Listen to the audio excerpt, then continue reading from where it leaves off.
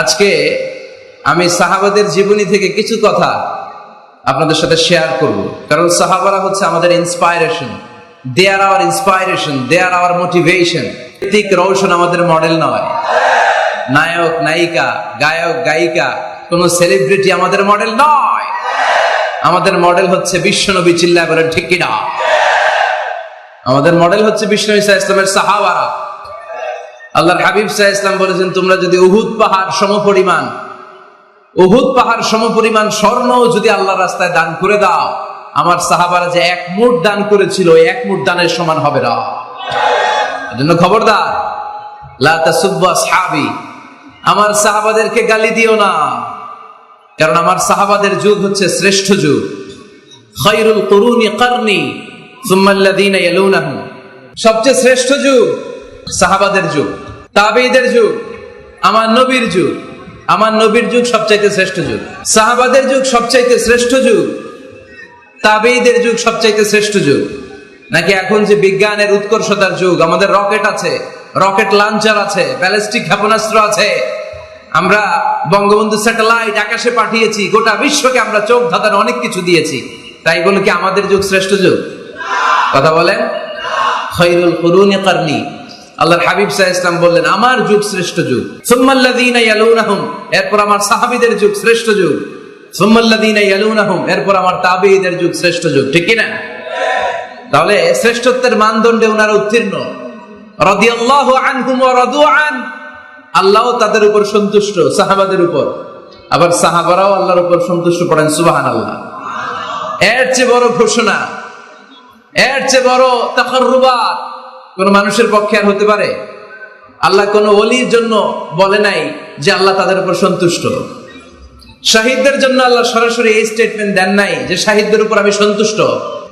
সালেহীনদের জন্য আল্লাহ এই স্টেটমেন্ট দেন নাই যে তাদের উপর আমি সন্তুষ্ট, তারাও সন্তুষ্ট। শুধুমাত্র, কেবলমাত্র, একমাত্র সাহাবা রিদওয়ানুল্লাহি তাআলা আলাইহিম আজমাইন, শুধুমাত্র, কেবলমাত্র, একমাত্র উনাদের ক্ষেত্রে আল্লাহ বলেছেন আমি সাহাবাদের উপর সন্তুষ্ট, আর সাহাবাও আমাকে পেয়ে সন্তুষ্ট। আওয়াজ করে পড়েন আল্লাহু আকবার। এজন্য ওনারা হচ্ছে আমাদের model. The companions of our beloved prophet, they are our model. সাহাবারা আমাদের মডেল। আমরা যদি অনুকরণ করি, কাউকে ফলো করব বিশ্বনবীকে আর বিশ্বনবীর সাহাবাদেরকে। ঠিক কি না? একমত না দ্বিমত? জোরে বলতে হবে। এজন্য রব্বুল আলামিন বলেন, মুহাম্মাদুর রাসূলুল্লাহি ওয়াল্লাযীনা মাআহু আশিদ্দাউ আলাল কুফফারি রুহামাউ বাইনাহুম। মুহাম্মদ সাল্লাল্লাহু আলাইহি ওয়াসাল্লাম হলেন আল্লাহর রাসূল। আরে আল্লাহর রাসূলের সাথে যারা থাকে মানে সাহাবারা, আশিদ্দাউ আলাল কুফফার, তারা কাফেরদের ব্যাপারে বজ্র কঠোর, রুহামাউ বাইনাহুম, নিজেরা পুষ্পকোমল। পড়েন সুবহানাল্লাহ। সাহাবারা কাফেরদের ব্যাপারে কি? বজ্র কঠোর। আওয়াজ করে বলতে হবে, কাফেরদের ব্যাপারে কি? বজ্র কঠোর। আর নিজেরা পুষ্পকোমল। আমরা হয়ে গেছি উল্টা, আমরা নিজেরা বজ্র কঠোর, তাই না? একজন আরেকজনের ছায়া দেখতে পারি না, একজন আরেকজনের নাম শুনতে পারি না। আমরা যে ভাই, আমরা যে মুসলিম, এটা আমরা ভুলে গেছি। ঠিক কিনা? আমাদের কোরআন কয়টা? একটু আওয়াজ করে বলতে হবে, কোরআন কয়টা? আমাদের রব কয়জন? নবী কয়জন? কাবা কয়টা? বাইতুল্লাহ কয়টা? মসজিদে নববী কয়টা?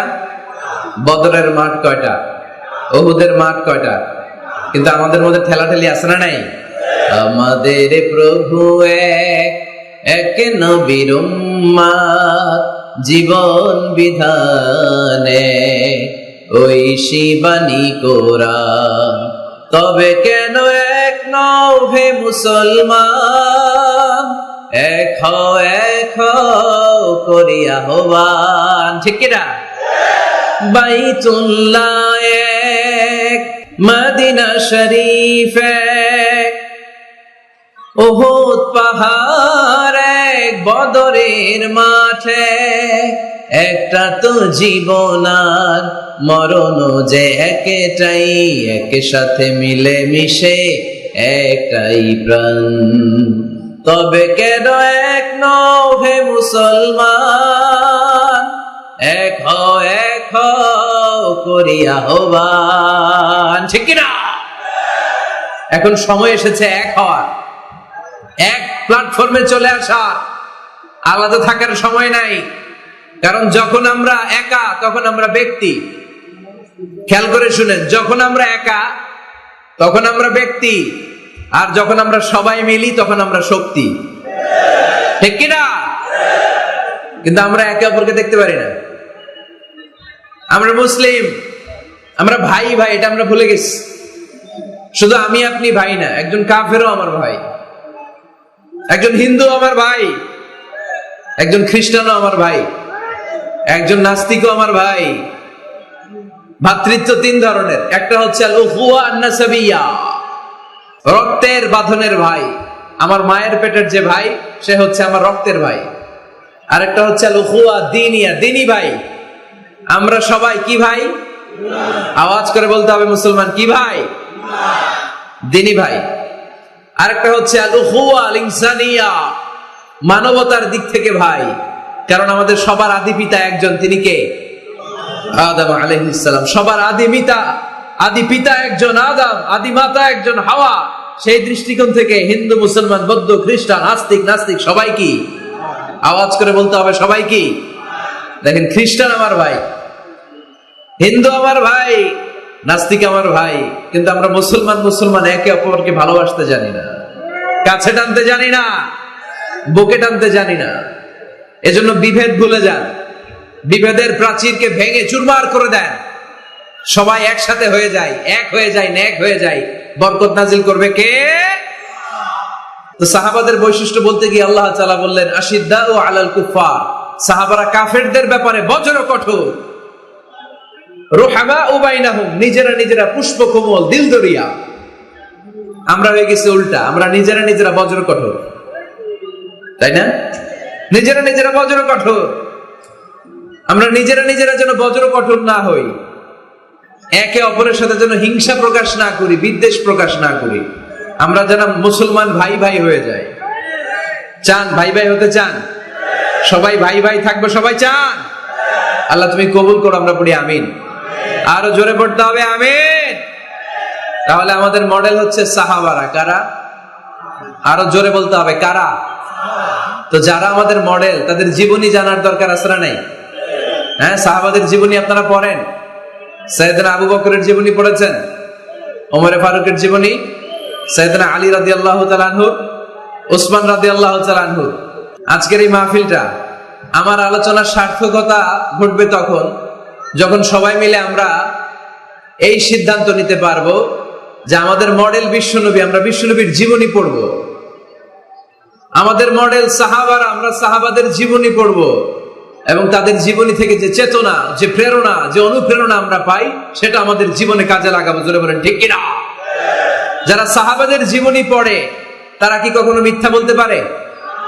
ঘুষ খেতে পারে? সুদ খেতে পারে?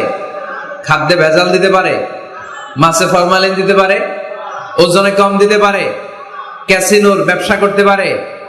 পেঁয়াজের দাম বাড়াতে পারে? কোন মেয়েকে ধর্ষণ করতে পারে? এগুলো হবে দেশপ্রেমিক, এগুলো হবে আল্লাহওয়ালা। এজন্য প্রিয় ভাইরা, আসুন আমরা সাহাবাদের জীবনী পড়ি এবং ওনাদের জীবনী থেকে আমরা অনুপ্রেরণা নিয়ে অনুপ্রাণিত হই। আজকে আমরা সাইয়েদনা ওমরে ফারুকের জীবনী থেকে কিছু শিক্ষা আমাদের নিজেদের জন্য নিয়ে আমরা বাড়িতে ফিরবো ইনশাআল্লাহ। অল্প কয়েকজন বলছে, আরো জোরে বলতে হবে ইনশাআল্লাহ। মাশাআল্লাহ। সাইয়েদনা ওমরে ফারুক রাদিয়াল্লাহু তাআলা আনহুর জীবনী আমরা শুনবো। কার জীবনী? আওয়াজ করে বলতে হবে, কার জীবনী? আমি যত সময় কথা বলবো, প্রশ্ন করলে উত্তর দিতে হবে বাঘের বাচ্চার মতো। আমরা ওমরে ফারুকের জীবনী শুনবো। কার জীবনী? ওমরে ফারুকের জীবনী। আল্লাহ তাআলা তিনটা ইমানি ধাক্কা ওনার হৃদয়ে দিয়ে ওনাকে ইসলামের জন্য কবুল করে নিয়েছেন। কয়টা ধাক্কা? সবাই বলতে হবে। আরো জোরে বলেন কয়টা? তিনটা। এক নাম্বার ধাক্কা হচ্ছে বিশ্বনবীর দোয়ার ধাক্কা। দোয়ার একটা ধাক্কা আছে না নাই? এটা বড় ধাক্কা। এটা ব্যালিস্টিক ক্ষেপণাস্ত্রের চেয়েও কড়া, মারাত্মক। মিসাইল হামলা করলে যেমনি লক্ষ্যবস্তু ভেদ করে, দোয়ার মতো দোয়া করলো দোয়া যে লক্ষ্যবস্তুতে আঘাত হানে, ঠিক কিনা? বিশ্বনবী দোয়া করলেন, আল্লাহুম্মা আইজ্জাল ইসলাম বিহাব্বির রাজুলাইনি ইলাইক। আল্লাহ, এই মক্কার দুইজন লোকের একজনকে তুমি কালিমার সুশীতল ছায়াতলে এনে দাও। দুইজন লাগবে না, কয়জন লাগবে? জোরে বলেন, একজন। কারণ যুগ জামানা পাল্টে দিতে চাই না অনেকজন, এক মানুষই আনতে পারে জাতির জাগরণ। এক মানুষই বিপদকালে বাঁচায় কাফেলায়, ক্ষুদ্র ডিঙ্গি বাঁচায় জাহাজ অসীম দরিয়ায়। এজন্য জামানা পাল্টে দিতে লাগে কয়জন? এজন্য বিশ্বনবী আল্লাহর কাছে দোয়া করলেন, আল্লাহ মক্কার দুজনের একজন, দুজন চাই না, দুজনের যে কোনো একজনকে কালিমার সুশীতল ছায়াতলে এনে দাও। এক হলো ওমর ইবনুল খাত্তাব, হয়তো খাত্তাবের বেটা ওমরকে তুমি ইসলামের ভেতরে নিয়ে আসো, কিংবা আবি জাহাল ইবনে হিশাম, হিশামের বেটা আবু জাহেলকে তুমি মুসলমান বানায়া দাও। দুইজন চাইছেন নাকি একজন? হয় খাত্তাবের বেটা ওমর কিংবা হিশামের বেটা আবু জাহাল, দুজনের একজনকে আমার চাই। ওমরে ফারুকের জন্য দোয়াটা কবুল করে নিয়েছে কে? তাহাজ্জুদের নামাজ পড়ে বিশ্বনবী যখন দোয়া করলেন, এই দোয়া যে ওমরে ফারুকের হৃদয়ে একটা ধাক্কা মারল। সুবহানাল্লাহ পড়েন। দোয়ার ধাক্কা বড় ধাক্কা, ঠিক কিনা? প্রায় শুনবেন ক্যান্সার হয়েছে, ডাক্তার বলে দিছে বাঁচবে 2 মাস। কয় মাস? এরপর আমি দেখছি লোকটা 8 বছর বেঁচে ছিল। কয় বছর? ডাক্তার বলছে বাঁচবে কয় মাস, বেঁচে ছিল কয় বছর? 8 বছর। কিসের বরকতে? দোয়া। কিসের বরকতে? তাহলে দোয়ার একটা পাওয়ার আছে না নাই? একটা ধাক্কা আছে না নাই? বিশ্বনবী দোয়া করলেন, আল্লাহ হয় ওমরে ফারুককে আপনি এনে দেন, অথবা আবু জাহেলের মনটারে নরম করে দেন। ওমরে ফারুকের জন্য দোয়াটা কবুল করে নিল কে? এই দোয়ার একটা বরকত ওমরে ফারুকের হৃদয়ে ছুঁয়ে গেল। এক নাম্বার ধাক্কা। ধাক্কা সব একবারে দেওয়া যায় না। ধাক্কা একবারে দেওয়া যায়? ডাক্তারের কাছে গেলে ডাইরেক্ট কি অ্যান্টিবায়োটিক মারে? কথা বলেন। প্রথমে সামান্য ঔষধ দেয়, সিম্পল ডোজ, তারপরে ডোজ একটু বাড়ায়, ফাইনালি কাজ না হলে অ্যান্টিবায়োটিক মারে। কথা বলেন। প্রথম ধাক্কাটা গেল তিনি দোয়ার ধাক্কা। বিশ্বনবী দোয়া করলেন, ওই দোয়ায় ওমরে ফারুকের হৃদয়ে ছুঁয়ে গেল। এরপরে রব্বুল আলামিন ওমরে ফারুককে ধাক্কা মারলেন কোরআনের একটা সূরা দিয়ে। সূরাটার নাম হলো সূরাতুল হাক্কা। কি সূরা? কোন সূরা দিয়ে ধাক্কা দিছে? সূরা হাক্কা। সূরা হাক্কা দিয়ে দিছে এক, কথা কয় না। সূরা হাক্কা দিয়ে দিয়েছেন এক। আল হাক্কাতু মাল হাক্কা ওয়া মা আদরাকা মাল হাক্কা। সূরা হাক্কা দিয়ে আল্লাহ একটা ধাক্কা মারলেন। ওই যে দোয়া করলেন বিশ্বনবী, দোয়ার পর সাইয়েদনা ওমর ফারুকের হৃদয়ের মধ্যে উথাল পাথাল শুরু হয়ে গেল। সব সময় লুকিয়ে লুকিয়ে বিশ্বনবীরে ফলো করে। বিশ্বনবী ডানে গেলে ওমরে ফারুক ডানে যায়, বিশ্বনবী বাঁয়ে গেলে ওমরে ফারুক বাঁয়ে যায়। বিশ্বনবী রাত্রিবেলা নামাজ পড়লে ওমরে ফারুক পেছনে লুকিয়ে লুকিয়ে বিশ্বনবীর কোরআন শুনে। বিশ্বনবী মসজিদুল হারামের পাশে দাঁড়িয়ে রাতের এশার সালাত আদায় করছিলেন। ওই টাইমে বিশ্বনবী সূরাতুল হাক্কা তেলাওয়াত করছিলেন। কোন সূরা? সূরাতুল হাক্কা বিশ্বনবী তেলাওয়াত করছেন। ওমরে ফারুক মন্ত্রমুগ্ধ হয়ে বিশ্বনবীর কণ্ঠের তেলাওয়াত শুনে। বিশ্বনবীর তেলাওয়াতের কণ্ঠ আমাদের কণ্ঠের মতো নাকি? বিশ্বনবীর কণ্ঠ কারি বাসাদের কণ্ঠের মতো? আহমদ বিন ইউসুফের কণ্ঠের মতো? আমার নবীর কণ্ঠের সুরের ঝংকারের সাথে পৃথিবীর কোন কারি সাহেবের তুলনা চলবে? কত মধুর, কত সুন্দর, কত অসাধারণ তেলাওয়াত করতেন আমার বিশ্বনবী। একবার তেলাওয়াত শুনলে পাগল না হয়ে কেউ থাকতে পারত না। বিশ্বনবী ওমরে ফারুককে দেখেন নাই। ওমরে ফারুক লুকিয়ে লুকিয়ে বিশ্বনবীরে ফলো করে। বিশ্বনবী এশার সালাতে সূরা হাক্কা তেলাওয়াত করতে আরম্ভ করলেন। তেলাওয়াত করতে করতে করতে করতে বিশ্বনবী সামনের দিকে যেতে লাগলেন। বিশ্বনবীর চমৎকার কণ্ঠের তেলাওয়াত শুনে ওমরে ফারুক মুগ্ধ হতে লাগলো। ওমরে ফারুক অবাক, কিরে এত সুন্দর শব্দের গাঁথনি, এত সুন্দর বাক্য, এত সুন্দর অন্তমিল, এত সুন্দর কথা, এটা কবিতার মতো লাগে, মনে হয় মোহাম্মদ কবি হয়ে গেছে। কি হয়ে গেছে সবাই বলেন? মনে হয় মোহাম্মদ কবি হয়ে গেছে, কাব্য প্রতিভা দিয়ে নিজেই কবিতা বানাইছে। ওমরে ফারুক যখন মনে মনে ভাবলেন এগুলো মনে হয় মোহাম্মদ কবিতা পড়ে, মোহাম্মদ মনে হয় কবি হয়ে গিয়েছে। ইন দা মিন টাইম বিশ্বনবী তেলাওয়াত করছিলেন সূরা হাক্কা থেকে, ওয়ামা হুয়া বিকাউলি শাইরিন কলিলাম মা তুমিনুন। এই আয়াতের অর্থ হলো এটা কোনো কবির বানানো কবিতা নয়, তোমরা অল্প সংখ্যক লোকই এই কোরআনের উপরে ঈমান আনো। সুবহানাল্লাহ পড়ে। বিশ্বনবী ওমরে ফারুককে দেখছে নাকি? কথা কয় না, দেখেছে না? বিশ্বনবীর মতো তেলাওয়াত করে যাচ্ছে। ওমর ফারুক যখন মনে করলেন কি রে এই কথাগুলো এত সুন্দর, এটা মনে হয় কবিতা। ইন দ্য মিন টাইম বিশ্বনবী যে আয়াতটা তেলাওয়াত করছিলেন, কোইন্সিডেন্টলি দৈবাত মিলে গিয়েছে। ওই আয়াতের অর্থ ছিল এটা কোনো কবির বানানো কবিতা না, খুব অল্প সংখ্যকই তোমরা ঈমান আনো। এবার তো ওমর ফারুক আটকে উঠলেন, ঘটনা কি? আমি মনে মনে ভাবলাম মোহাম্মদ কবি, আর যেটা পড়তেছে এটা কবিতা, কিন্তু মোহাম্মদ আমার দেখেও নাই, কিন্তু বলতেছে এটা কবির বানানো কবিতা না। তাহলে মোহাম্মদ মনে হয় গণক হয়ে গেছে। কার মনে কি চলে না দেখেই বলতে পারে। নাউজুবিল্লাহ পড়বেন না? ওমর ফারুক এবার মনে মনে ভাবে মোহাম্মদ তাহলে কবি না, আগেরটা ভুল ধারণা আমি করেছি, মোহাম্মদ কবি নয়, মোহাম্মদ হলো গণক। আওয়াজ করে পড়েন নাউযু বিল্লাহ। মোহাম্মদ মানুষের মনে কি চলে গণনা করে সব টের পেয়ে যায়, সব বুঝতে পারে। বিশ্বনবী তখন যে আয়াতটা তেলাওয়াত করছিলেন সেটা হলো ওয়ালা বিকাউলি কাহিনিন কলিলাম মা তাযাক্কারুন। বিশ্বনবী তখন যে আয়াতটা তেলাওয়াত করছিলেন এই আয়াতের অর্থ হলো এটা কোনো গণকের বানানো কথা নয়, খুব অল্প সংখ্যক লোকই তোমরা উপদেশ গ্রহণ করো। বিশ্বনবী ওমর ফারুককে দেখে? কথা কয় না, দেখে না, কিন্তু মিলে যাচ্ছে। ওই আয়াতের পরের আয়াতটা ছিল এটা গণকের বানানো কোনো গণনা নয়, খুব অল্প সংখ্যকই তোমরা ঈমান আনো। এবার তো ওমর ফারুক বেহুশ। হায় হায়, প্রথমে ভাবলাম কবিতা, সে পড়ে যাচ্ছে না কবির বানানো কবিতা না।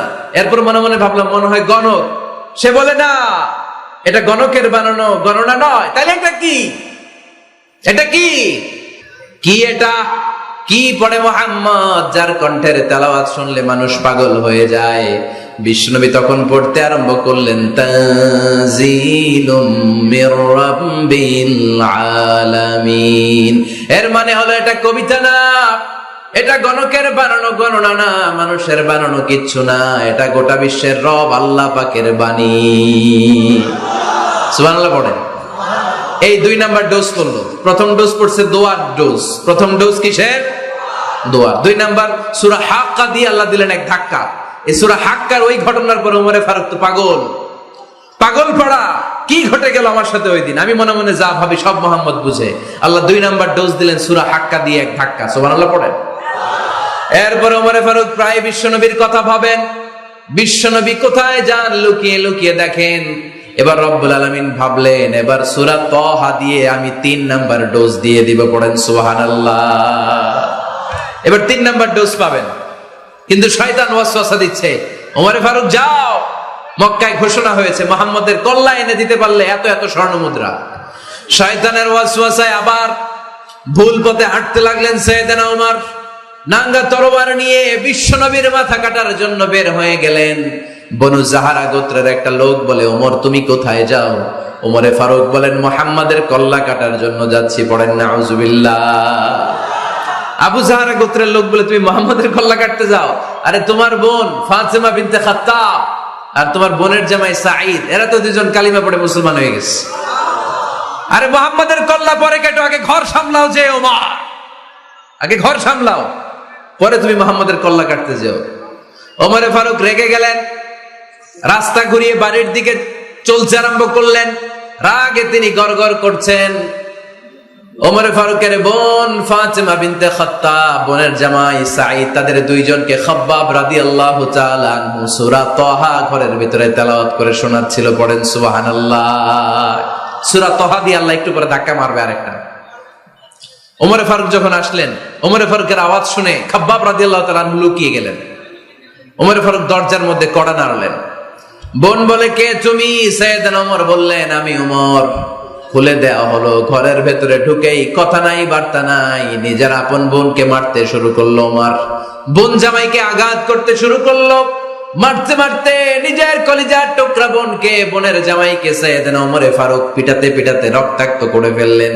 গা দিয়ে ফিনকি বের হয়ে যখন রক্ত বের হয়, সাইয়েদনা ওমরে ফারুকের দিলের মধ্যে মায়া তৈরি হয়ে যায়। সাইয়েদনা ওমরে ফারুক বললেন, আমার কলিজার টুকরা বোন আর বোন জামাই, তোরা কেন মুহাম্মাদের কথায় পাগল হলি? বুঝলাম না কেন মক্কার লোকগুলো পাগল পড়া হয়ে সব মুহাম্মাদের দলে চলে যায়।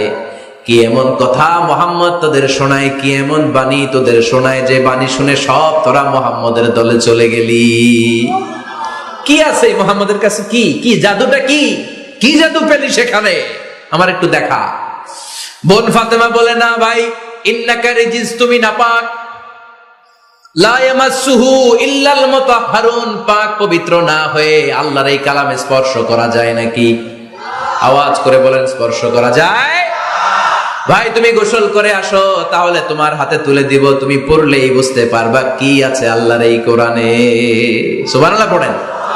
সাইয়েদনা ওমর ফারুক গোসল করে আসলেন। বোন এবার সূরা তাহা, চামড়ার মধ্যে সূরাতু তাহার কিছু অংশ লিখে খাব্বাব রাদিয়াল্লাহু তাআলা আনহু লুকিয়েছিলেন ওনার হাত থেকে। সূরা তাহার অংশটা নিয়ে সাইয়েদনা ওমর ফারুকের বোন ওমর ফারুকের হাতে দিয়ে বলল, ভাই তুমি আসার আগে এই অংশটা সবাই মিলে তেলাওয়াত করছিলাম। ওমর ফারুকের হৃদয়টা তখন একেবারে নরম, কারণ আগে ধাক্কা খাইছে কয়টা? জোরে বলতে হবে।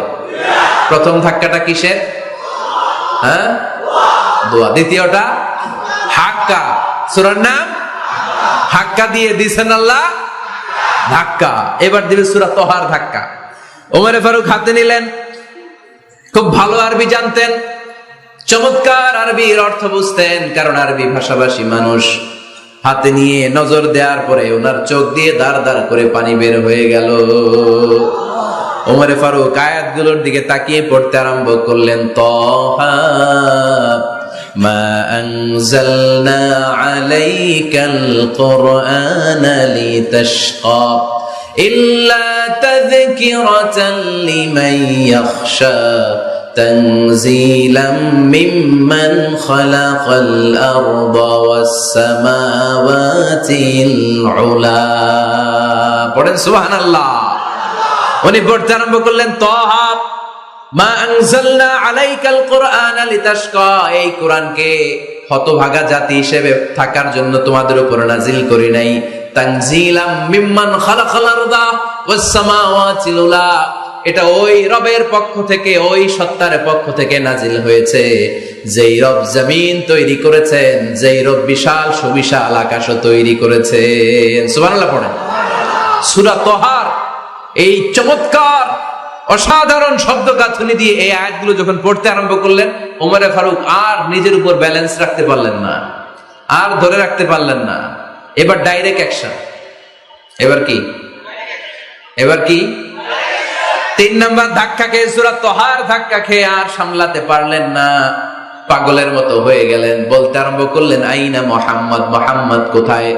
সাইয়েদনা খাব্বাব বললেন, বিশ্বনবী সাফা পাহাড়ের পাদদেশে দারুল আরকাম ইবনে আবিল আরকামের ঘরে বসে বসে লুকিয়ে লুকিয়ে কোরআনের দাওয়াত দিচ্ছে। ওমর, তুমি যদি মুহাম্মদ সাল্লাল্লাহু আলাইহি ওয়াসাল্লামের দেখা পেতে চাও, তাড়াতাড়ি দারুল আরকামের ঘরের দিকে ছুটে যাও।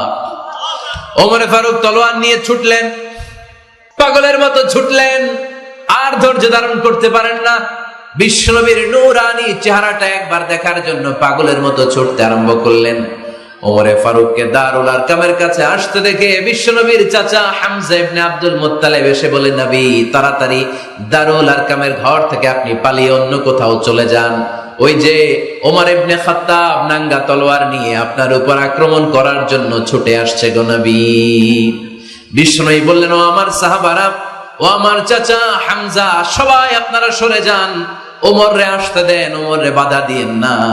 কারণ কিছুদিন আগে তাহাজ্জুদের নামাজ পড়ে আমি আল্লাহর কাছে একটা বিশেষ দোয়া করেছি, আমার মন বলছে ওই দোয়াটা আল্লাহ কবুল করতে শুরু করেছে। ওমরে ফারুক চলে আসলেন, এসে কোনো কথা নাই, চিৎকার দিয়ে বললেন, আশহাদু আল্লা ইলাহা ইল্লাল্লাহ ওয়া আশহাদু আন্না মুহাম্মাদান আবদুহু ওয়া রাসূলুহু, আমি সাক্ষ্য দিলাম আল্লাহ এক, অদ্বিতীয়, আল্লাহ ছাড়া কোনো ইলাহা নাই, নিশ্চয় আপনি মুহাম্মদ আল্লাহর বান্দা এবং রাসূল। সুবহানাল্লাহ পড়েন। এই কালমা শাহাদাতের ভেতরে আল্লাহর কথা, আমার নবীর কথা ঢুকিয়ে দিয়েছে কে?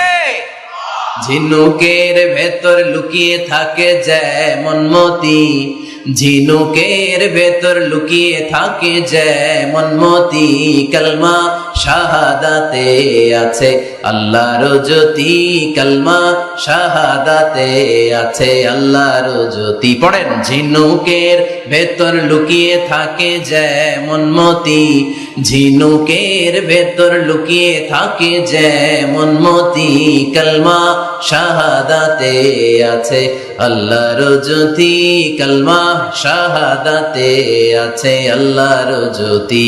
পড়েন আল্লাহু আকবার। ওই শাহাদাতের জ্যোতি সাইয়েদনা ওমর ফারুকের হৃদয়টারে উজালা করে দিল।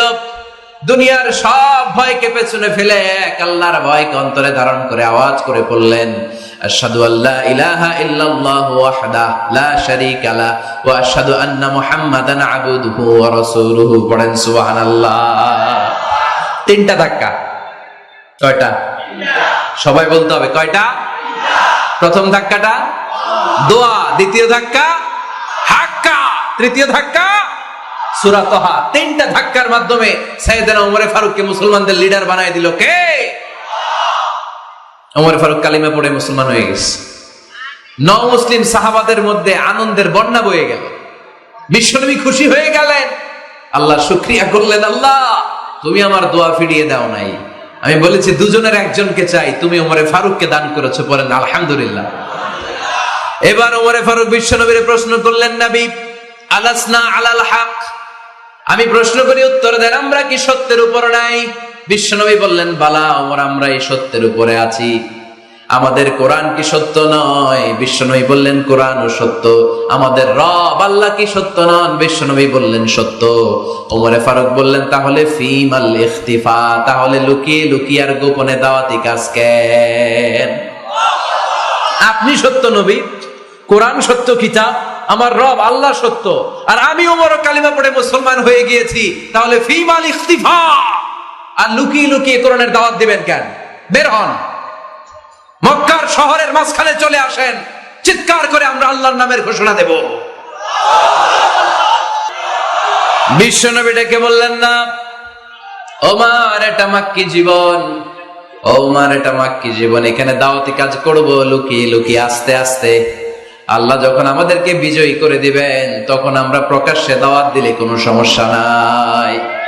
সাইয়েদনা ওমর ফারুক বলেন, না ও নবী, আমার উপর ছেড়ে দেন, আমি দেখবো আপনি আমারে শুধু মক্কার জামিনে একটা মিছিল দেওয়ার অনুমতি দেন। কিসের অনুমতি? আল্লাহর নামের তাকবীর দেওয়ার অনুমতি দেন। বিশ্বনবী বললেন, ঠিক আছে, সাবধানে তাকবীর দিও। ওমর ফারুক তাকবীর দেওয়ার জন্য লোক খুঁজতে আরম্ভ করলেন। মুসলিম 11 জন সাহাবাকে খুঁজে পেলেন। কয়জন? ওমর ফারুক বললেন 11 জনই চলবে। 11 জনকে 2 লাইন করলেন। কয় লাইন? পিছনে 6 জন, সামনে 5 জন। পিছনের লাইনের নেতা বানিয়ে দিলেন বিশ্বনবীর চাচা হামজা ইবনে আব্দুল মুত্তালিবকে। প্রথম লাইনের 5 জনের নেতৃত্ব দিতে আরম্ভ করলেন সাইয়েদনা ওমর ফারুক নিজেই। 2 লাইন তাকবীর দিতে জানলে বেশি মানুষ লাগে না, 10 জন দিয়ে গোটা বিশ্বটারে কাঁপিয়ে দেয়া যায়। 11 জন, 6 আর 5। ওমর ফারুক সামনে দাঁড়ালেন। ওমর ফারুক সামনে দাঁড়িয়ে এবার আল্লাহর নামের স্লোগান দিবেন। ওমর ফারুক বলেন, আমরা খুব লম্বা চূড়া স্লোগান দিব না, খুব ছোট্ট, দারুল আরকামের ঘর থেকে কাবা ঘর পর্যন্ত, বাইতুল্লাহ পর্যন্ত, এতটুকু জায়গা আমরা তাকবীর দিতে দিতে সামনের দিকে এগোবো, পৃথিবীর কোনো শক্তি আমাদেরকে থামায় দিতে পারবে না। ওমর ফারুক তখন 1 বাক্যের একটা ভাষণ দিলেন। কয় বাক্যের? ওমর ফারুক সামনে দাঁড়িয়ে বললেন, মান আরাদা আন তাসকুলা উম্মু ইয়াতামা ওয়ালাদু তারমিলা যাওজাতুহু ফালিয়াসুদ্দানি। কে আছো? মান আরাদা আন তাসকুলা উম্মু, কে আছো মায়ের বুক খালি করতে চাও? ইয়াতামা ওয়ালাদু, কে আছো বাচ্চাগুলারে, সন্তানগুলারে ইতিম বানাতে চাও? তারমিলা যাওজাতুহু, কার এত বড় বুকের পাটা আছে দেখি, কে আছো স্ত্রীকে বিধবা বানাতে চাও? বুকের পাটা থাকলে আমি ওমর রে থামাও, যদি সাহস থাকে আমি ওমরের মিছিল থামাও। ওমর ফারুক শুরু করলেন আল্লাহু আকবার, আল্লাহু আকবার, আল্লাহু আকবার। স্লোগান দিতে দিতে সাইয়েদনা ওমর ফারুক কাবার গিলাফ যে স্পর্শ করলেন, ওমর ফারুকের এই স্লোগান কেউ থামাতে পারে নাই। কিয়ামত পর্যন্ত এই আল্লাহর নামের স্লোগান কেউ থামাতে পারবে না। চিল্লায় বলো ঠিক কিনা? ওমর ফারুকের স্লোগান সেদিন মক্কায় কেউ থামাইতে পারছিল?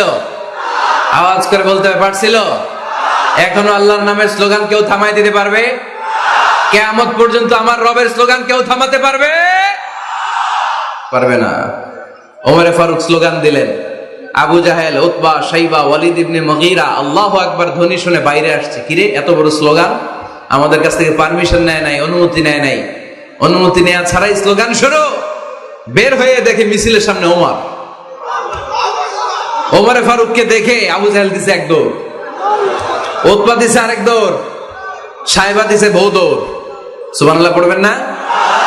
এজন্য ওমর বেশি লাগে না, ওমর লাগে একজন। চিল্লায় বলতে হবে ওমর ফারুক লাগে কয়জন? একজন। ওমরই গোটা বিশ্বের চেহারা পাল্টে দিতে সক্ষম। চিল্লায় বলেন ঠিক কিনা? গোটা বিশ্বে মুসলমানদের আছে করুণ অবস্থা। আমাদের কোনো সেন্ট্রাল লিডারশিপ নাই। আমাদের মুসলিম দেশগুলোরে এক করে রাখবে, ভাইয়ের ভাইয়ের মতো রাখবে, আমাদের স্বার্থ নিয়ে কথা বলবে, এরকম নেতা আমাদের নাই। ঠিক কিনা? আমরা সেই ওমর ফারুকের অপেক্ষায়, আমরা সেই ইমাম আল মাহাদির অপেক্ষায়, যার একটা হুঙ্কারের আহ্বানে গোটা বিশ্বের সব মুসলমান এক প্ল্যাটফর্মে চলে আসবে। ওইরকম নেতা একজন লাগবে। কয়জন? গোটা মুসলিম উম্মাহকে একত্রিত করার জন্য একজন ওমরই যথেষ্ট। ঠিক কিনা?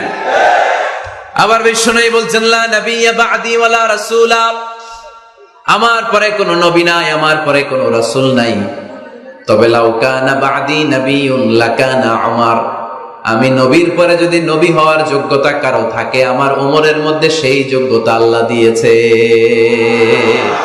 প্রভু তুমি বলেছো রাসূল দেবে না, বলনি দেবে না ওমর, বলনি দেবে না হামজা তারিক, খালিদ বিজয় সমর। প্রভু তুমি বলেছো রাসূল দেবে না, বলনি দেবে না ওমর, বলনি দেবে না হামজা তারিক, খালিদ বিজয় সমর। প্রভু তুমি বলেছো রাসূল দেবে না।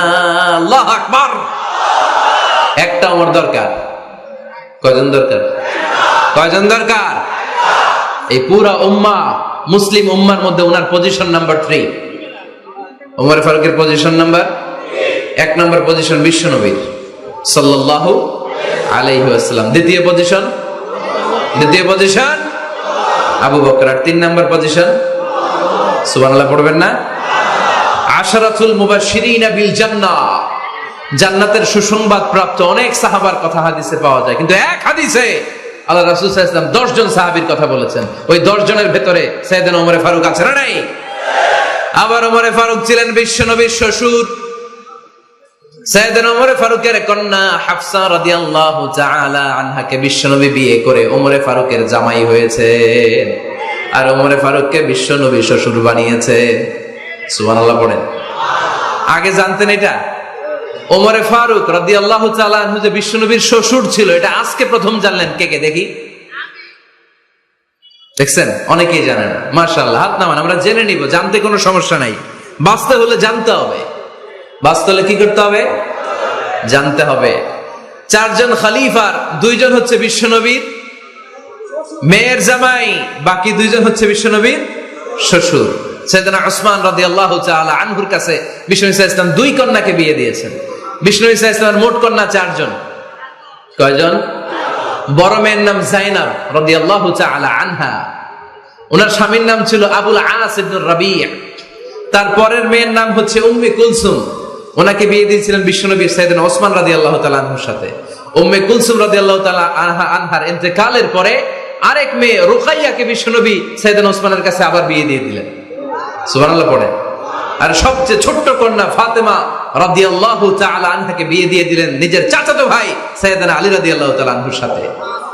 তার মানে সাইয়েদনা ওসমান আর সাইয়েদনা আলী ছিল বিশ্বনবীর মেয়ের জামাই, ঠিক কিনা?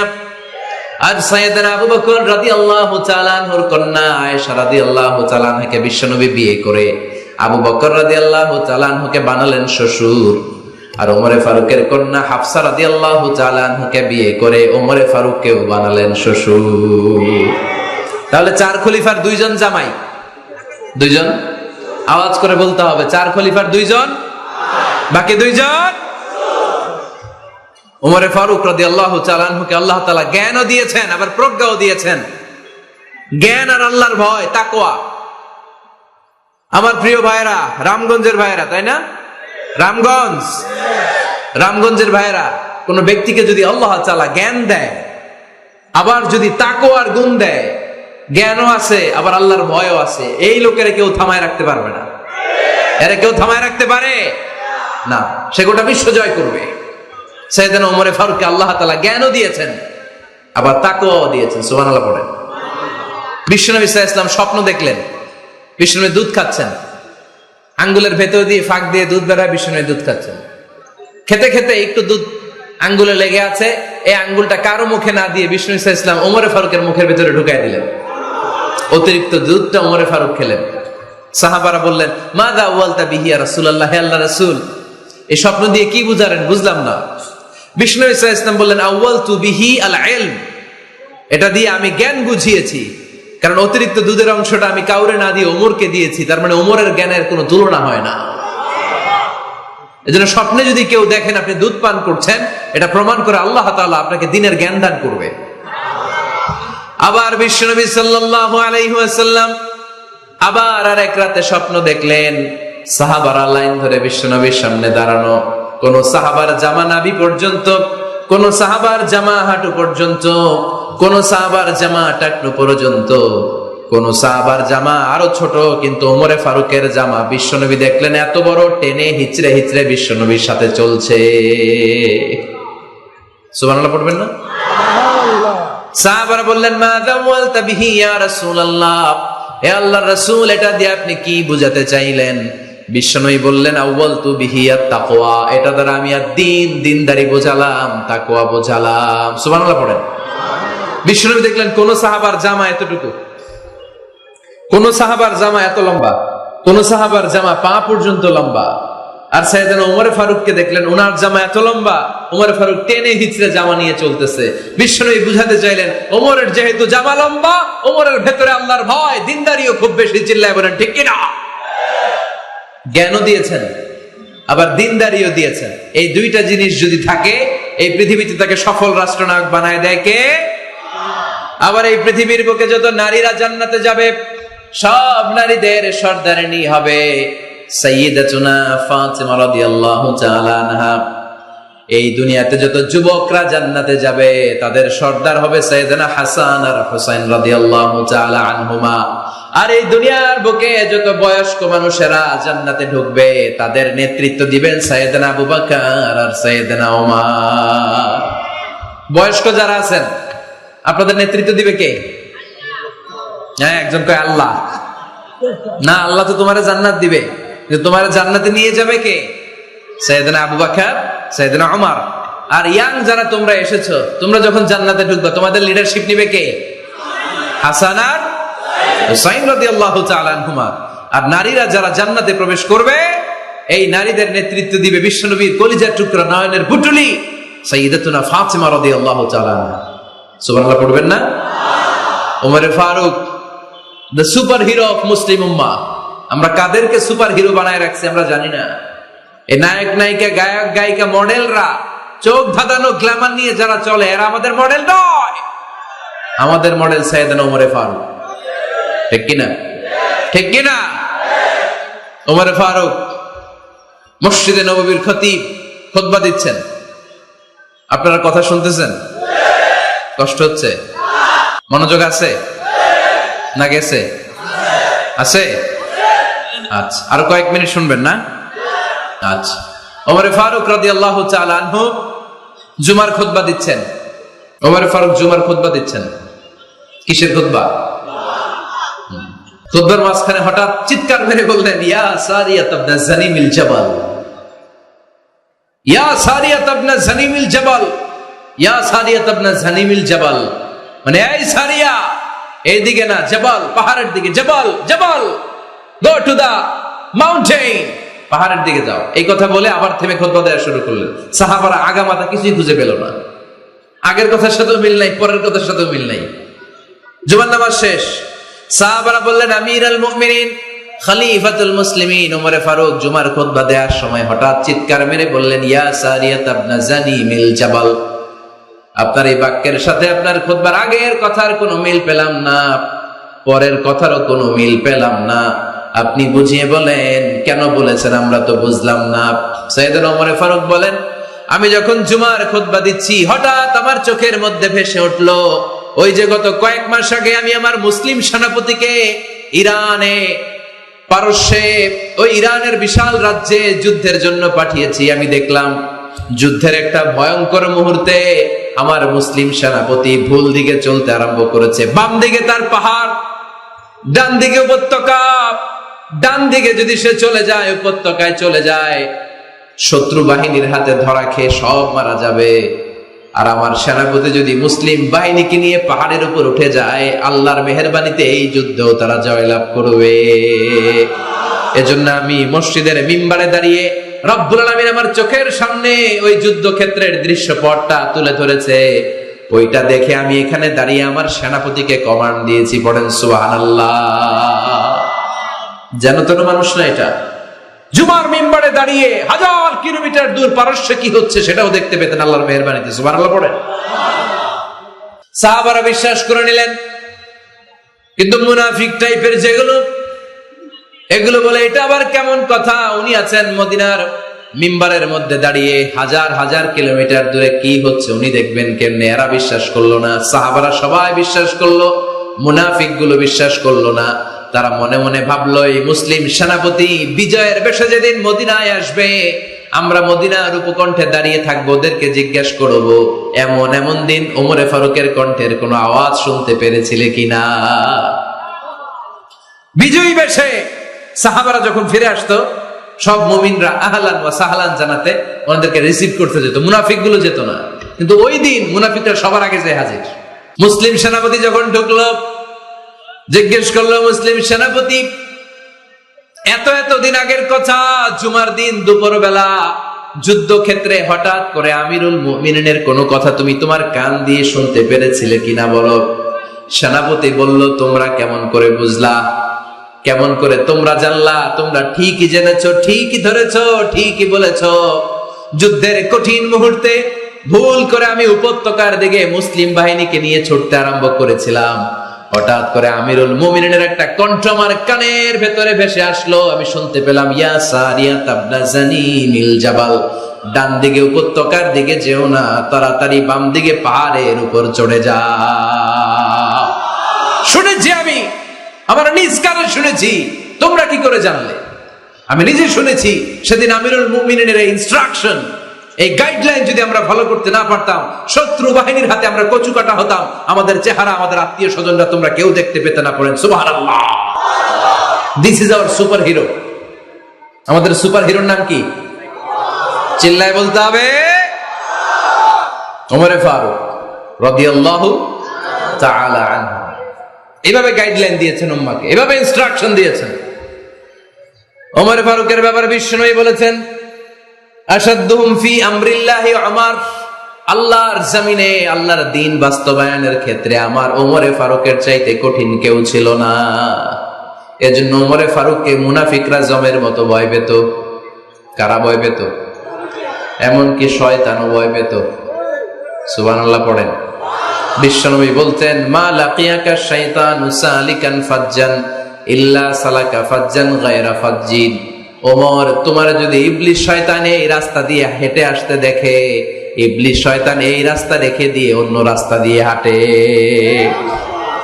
ওমর, তুমি যদি এই রাস্তা দিয়ে হাঁটো, শয়তান জীবনে ওই রাস্তা দিয়ে হাঁটবে না, এই রাস্তা ধুয়ে আরেক রাস্তা দিয়ে হাঁটে। সুবহানাল্লাহ কইতে পারলেন না? আল্লাহর হাবিব সাল্লাল্লাহু আলাইহি ওয়াসাল্লামের স্ত্রীরা মাঝে মাঝে রাসূল সাল্লাল্লাহু আলাইহি ওয়াসাল্লামের কাছে বায়না ধরতো, নবী আমাদেরকে এইটা দেন, ওইটা দেন, আমাদের ঘরে এইটা নাই, ওইটা নাই। বিশ্বনবীকে, আমার কাছে কিচ্ছু নাই, থাকলে এমনি থাকো, নাইলে যাও। কিন্তু বিবিরাও ছাড়ে না, নবী আমাদের এটা দেন, ওইটা দেন, বায়না ধরছে সব বিবিরা। বিশ্বনবীর স্ত্রী ছিল কয়জন? হ্যাঁ, কয়জন? 11 জন। দাসী 2 জন। সব মিলে 13 জন, 11 স্ত্রী ধরছে, নবী এটা দেন ওইটা দেন। বিষ্ণু বলে কিছু নাই, স্ত্রীরাও ছাড়ে না। ইন দ্য মিন টাইম বিষ্ণুনবী হঠাৎ একটা সালাম শুনতে পেলেন। কে যেন দরজার মধ্যে এসে দাঁড়িয়ে নক দিচ্ছে আর বলছে আসসালামু আলাইকুম ওয়া রাহমাতুল্লাহ। বিষ্ণুনবী সালামের উত্তর দিলেন ওয়া আলাইকুম আসসালাম ওয়া রাহমাতুল্লাহ। আর বিষ্ণুনবী বুঝতে পেলেন এটা সাইয়েদনা ওমর ফারুকের কণ্ঠ। কার কণ্ঠ? সালামের উত্তর দিয়ে বিবিদের দিকে তাকায় দেখে একটা বিবিও নাই, সব অন্দরমহলে দৌড়। সুবহানাল্লাহ কইবেন না?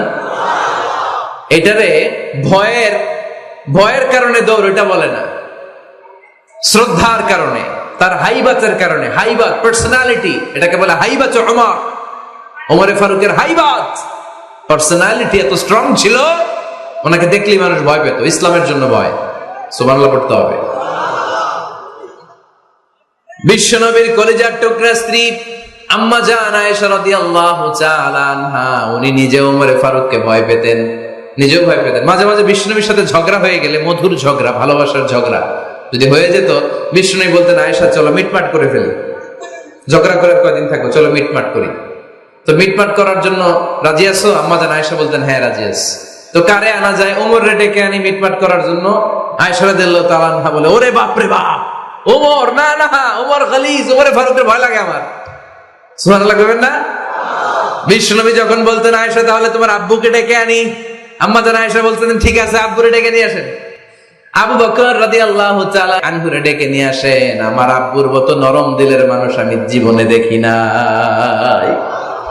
আবু বকর রাদিয়াল্লাহু তাআলা আনহু খুব নরম দিলের লোক ছিলেন, তার বিপরীতে ওমরে ফারুক ছিলেন খুব কঠিন মেজাজের। দুইটাই লাগে, কথা কও। নরমও যেমন লাগে, গরমও লাগে। নরম গরমের সমন্বয় দরকার আছে না নেই? আমার সুপার হিরো ওমরে ফারুক রাদিয়াল্লাহু তাআলা আনহু। আমরা যাদের আমাদের ছোট্ট বাচ্চা আছে, ঘরে 2 বছর 3 বছরের শিশু আছে না আমাদের, রাতের বেলা দেখুন খেতে চায় না, খালি মায়েরা জ্বালায়।